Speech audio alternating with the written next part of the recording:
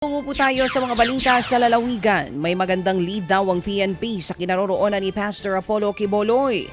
Hindi na idinetalye ng PNP kung nasaan ang pastor, pero tuloy-tuloy pa rin ang manhunt operation ng mga pulis laban sa kanya.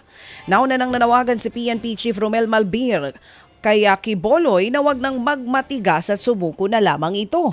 May warrant of arrest ang pastor dahil sa mga kasong sexual abuse, child abuse at human trafficking.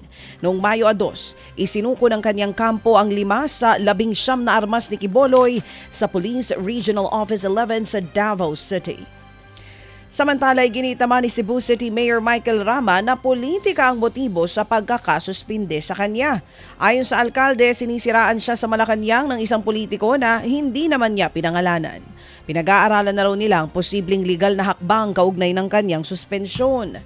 Posibleng sa mga susunod na araw ipatupad ng DILG ang suspensyon sa mayor.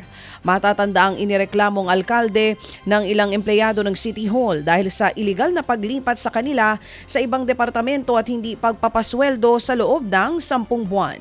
Kagabi nagsagawa ng prayer vigil ang mga taga-suporta ni Rama sa harap ng Cebu City Hall at Magellan's Cross. Nagpunta rito si Rama at nagpasalamat sa kanyang supporters.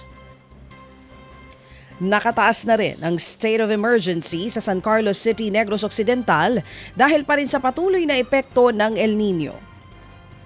Ayon sa lokal na pamahalaan, matinding tagtuyot na rin ang nararanasan sa lungsod. Umabot na sa halos 18 milyong piso ang pinsala sa agrikultura. Mahigit 500 magsasaka na rin ang apektado.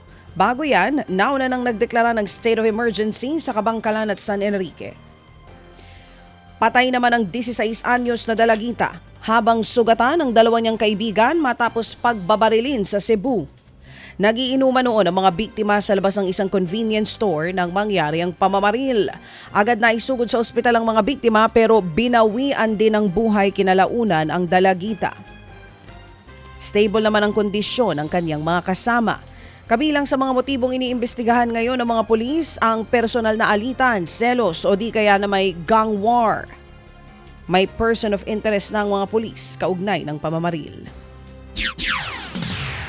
Arestado naman ang isang babae na modus ang magpanggap na pasyente para lamang makapagnakaw sa mga klinik at ospital sa Luzon. Ayon sa ulat, kung hindi pasyente, nagpapanggap naman na kamag-anak o di kaya medical representative ang suspect. Kapag nalingat ang kanyang target, dito na nga magkakalkal ng gamit ang suspect.